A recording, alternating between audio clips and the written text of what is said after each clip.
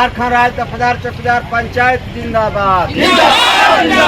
हमारी मांगे पूरी करो, पूरी करो। झारखंड सरकार होश में आओ।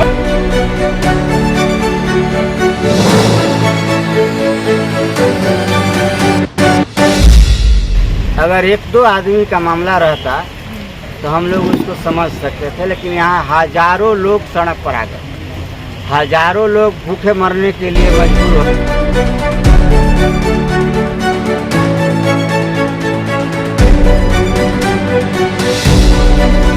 जो है ये एक घर से लेकर खाना से लेकर हर कुछ का जिम्मेवारी उनके माथे पर रहती है। आज आप लोगों को खुद एक सड़क पर उतरना पड़ रहा है, क्या कहिएगा? सरकार हम लोगों को सड़क पर उतरने के लिए मजबूर कर दिया, और जो हमारे ये वाजिब मांग है उस मांग को ये सरकार पूरा नहीं कर पा रही है। इससे हजारों लोग प्रभावित हो रहे हैं। अगर एक दो आदमी का मामला रहता तो हम लोग उसको समझ सकते थे, लेकिन यहाँ हजारों लोग सड़क पर आ गए, हजारों लोग भूखे मरने के लिए मजबूर हो गए। इस प्रदेश में दो ऐसा जिला है, पश्चिमी पूर्वी सिंहभूम जिसको जमशेदपुर हेडक्वार्टर जिसका है, और एक गुमला जिला। पूरे प्रदेश में आश्रितों की बहाली है, जो सेवानिवृत्त चौकीदार हुए उनके आश्रित बहाल हुए। जमशेदपुर जिला में 1998 से आश्रितों की बहाली नहीं हुई। गुमला जिला में 2011 है, 2000 हम समझते हैं कि 8 के बाद बहाली नहीं हुई, वहाँ 8 या 7 के बाद वहाँ बहाली नहीं हुई। तो जो इनका हक छीना उस पर सरकार तो कोई कार्रवाई नहीं की। बताइए, 98 से बहाली नहीं किया, और उसी आदमी के बीच पर ये विज्ञापन निकाल रहे हैं। और यहाँ 2014 तक बहाली हुई है, झारखंड में रोक लगने तक बहाली हुई है। तो उनके साथ जो अन्याय हुआ, जो 98 में नौकरी में आते और उनके साथ पदाधिकारियों की लापरवाही से जो अन्याय हुआ, विज्ञापन निकालेंगे तो ये कैसे दूर करेंगे? दूर करने के लिए तो विज्ञापन इनको रोकना पड़ेगा। ये जनता के बीच में जाएंगे। जो ये लोकतांत्रिक व्यवस्था में जनप्रतिनिधि की सरकार बनती है, और जितने बड़े पदाधिकारी होते हैं सब उनके अंदर में काम करते हैं। पदाधिकारी जन समर्थन लेने नहीं जाते हैं, जनप्रतिनिधि जन समर्थन लेने जाते हैं, उनको जनता के बीच में जाना होता है। तो ये लोग किस मुंह से वहाँ जाके वोट मांगेंगे या काम करेंगे? या 98 से हमारी बहाली नहीं हुई, आपके पदाधिकारी क्या कर रहे हैं? तो ये सवाल है, ये जो हमारे साथ अन्याय हुआ है, इनसे हमको उम्मीद है कि ये दूर करेंगे। इसलिए दूर करेंगे कि आदरणीय शिबू सोरेन जी बहुत संघर्ष किए हैं गरीबों के लिए, और बिल्कुल विपरीत परिस्थिति में संघर्ष किए हैं। भूखे प्यासे रह के लड़े हैं गरीबों के लिए, और सामंतियों के खिलाफ में लड़े हैं, शोषण करने वालों के खिलाफ में लड़े हैं। आज उन्हीं के पार्टी की सरकार उन्हीं के पार्टी के नेतृत्व में सरकार चल रही है, और माननीय हेमंत सोरेन जी इस बात को बखूबी जानते हैं।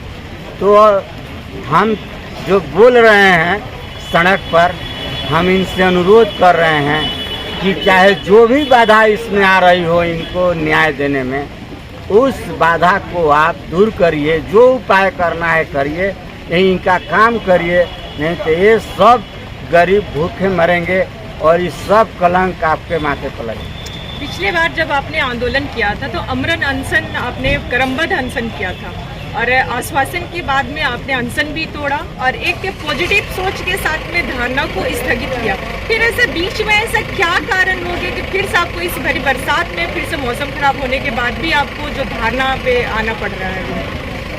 इसलिए आना पड़ा, देखिए हमारी बातचीत 10 जुलाई को माननीय मुख्यमंत्री जी से हुई थी उनके आवाज़। उन्होंने हमको भरोसा दिया था कि हम मदद करेंगे, लेकिन वहाँ से आने के बाद मुझको कई जिलों से सूचना मिली।